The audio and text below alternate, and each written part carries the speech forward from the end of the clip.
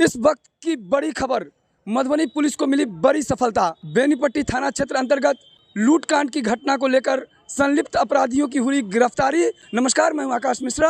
आप देख रहे हैं मेरा गांव मेरी धरोहर न्यूज़ चैनल। इस वक्त हमारी मौजूदगी है समाहरणालय मधुबनी और जहां किया जा रहा है एसपी द्वारा प्रेस कॉन्फ्रेंस।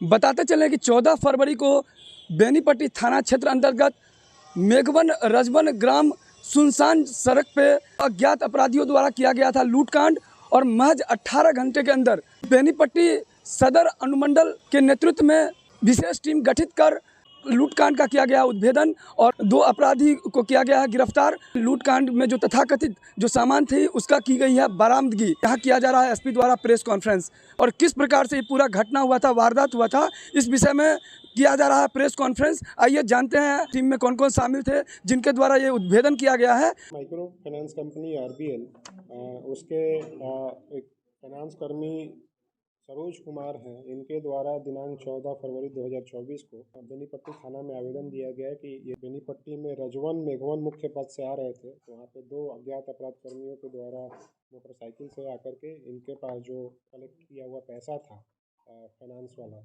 वो लूट लिया गया है। उनके द्वारा जो अमाउंट बताया गया है लूट का, वो 2,07,000 रुपया नगद और उसके अलावा सैमसंग का एक टैब और एक मोबाइल लूटने की इनके द्वारा सूचना दी गई थाना में। और मेरे द्वारा भी इस पर तुरंत ही एक SIT टीम का गठन किया गया अनुमंडल पुलिस पदाधिकारी और SD के नेतृत्व में, और उसमें SHO बेनीपट्टी को शामिल किया गया। उसके अलावा टेक्निकल टीम और वहाँ के जो अन्य पदाधिकारी थे उनको शामिल किया गया था इसका उद्भेदन करने के लिए। जब हम लोगों ने टेक्निकल साक्ष्य के आधार पर काम करना स्टार्ट किया, तो जो वादी था फाइनेंस कर्मी सरोज कुमार, उसके जो बयान थे उसमें काफ़ी भिन्नता आ रही थी और जो घटना बता रहा था उसमें मेल नहीं खा रहा था। तो उसी दिशा में बहुत ही गहराई से जब जांच की गई तो यह पता लगा कि फाइनेंस कर्मी सरोज कुमार जो है, जो वादी है, उसके द्वारा खुद ही ये साजिश करके पैसा गबन करने के लिए ये घटना को इन लोगों ने बताया कि हमारे साथ घटना हुआ था, जबकि एक्चुअल में लूट की कोई घटना नहीं हुई थी,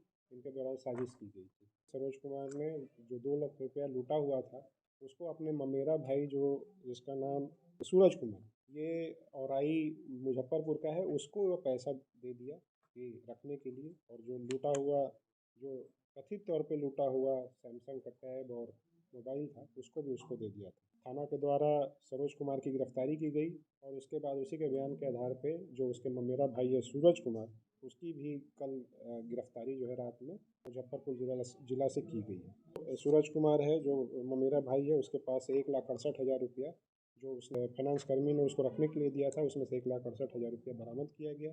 जो कथित तौर पे लूटी हुई सैमसंग की टैब थी उसकी भी बरामदगी हुई है, मोबाइल भी बरामदगी की गई है और इस घटना का सफल उद्भेदन किया गया। दोनों लोगों की गिरफ्तारी की गई। पैसे बचे हुए हैं वो भी उसने ट्रांसफ़र किया, वो लोग भी हम लोग रिकवरी करने के प्रयास में। उद्भेदन करने में जो टीम में शामिल थे कौन कौन?